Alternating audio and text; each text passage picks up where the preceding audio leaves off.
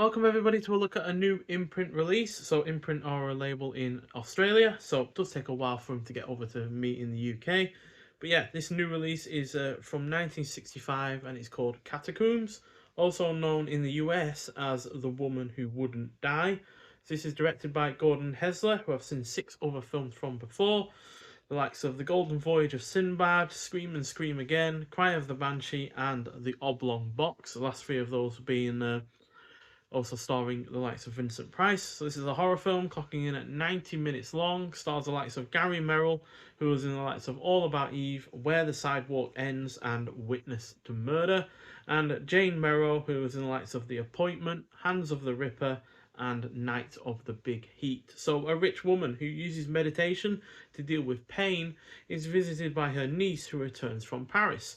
The woman can be a handful, and one of her employees suggests to her husband that he kills her and then freeing them both. When an affair starts between the husband and the niece, murder becomes a real possibility. However, some people won't stay dead. So, even though this is hardly an original effort, given this feels awfully similar to other films I have seen, but despite that and a first half that isn't particularly engrossing, this is eventually does pick up in its second half, which is really rather entertaining. The cast is also rather good.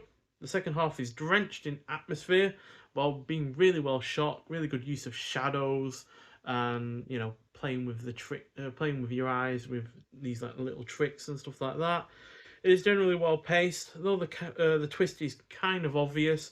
It is satisfying enough, and the ending is well executed and a little bit funny in some regards. So yeah, overall an entertaining film. To be honest, I know I said the first half was a little bit underwhelming, but it does at least do some of the legwork in terms of characterizations, plot setup, and yeah, at the end of the day, when it's only 90 minutes long, it's hardly outstaying its welcome at the end of the day, even if the first half isn't particularly great. So yeah, get this nice little slipcover that's going for this. So this is number 317 in the collection.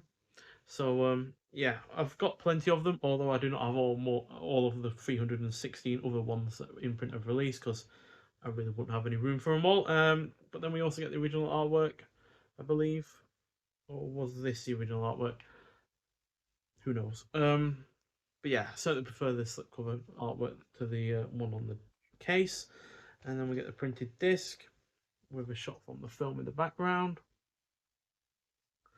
And yeah, we also get some extras on the disc as well. So we've got a 1080p high definition presentation from a 4K restoration of the original nitrate negative. So yeah, picture quality looks pretty great. Sound also is pretty great. There's no real issues with either of them, quite frankly. We've also got audio commentary by authors Jonathan Rigby and Kevin Lyons from 2024. Then we've got Merrill and Merrill, an interview with actress Jane Merrill from 2024. Surprised she's still alive. Or more to it, to be honest. And then we've got the Glyn Miller story, interview with continuity supervisor Renee Glynn and sound editor Colin Miller. Again, it's a surprising thing to have one of your lead actresses still alive and kicking, nearly 60 years after a film's released and, still able to be coherent enough to remember all of her time on the film, but then to also have two people that no doubt were even older than she was, who worked on the film in the background, is also really rather quite impressive. Then we've got Martelli and Martel, an interview with composer Carlo Martelli. Again, that's really cool that they've been able to find him. And then we've got a stills gallery as well. So yeah, definitely a lot more extras with this release than we have had in the last couple of releases from Imprint. It was the likes of Ravagers and I think Cold Steel, which didn't have any extras on them at all. So yeah, to have all of those extras on this is a big plus point. And the film overall is solid, 3.5 out of 5. It's a little bit of a tentative score because, like I said, I do have my issues with it. I could easily convince myself to knock it down to 3 out of 5, but even 3 out of 5 is still a solid enough score. But yeah, 3.5 purely just because I found it in the moment to be rather entertaining. Even if, looking back on it, you can see several flaws in it that do weigh it down a little bit. But nonetheless, thank you for watching. If you have seen this film before, I'd like to hear your thoughts on it, and I'll see you in the next one. Bye.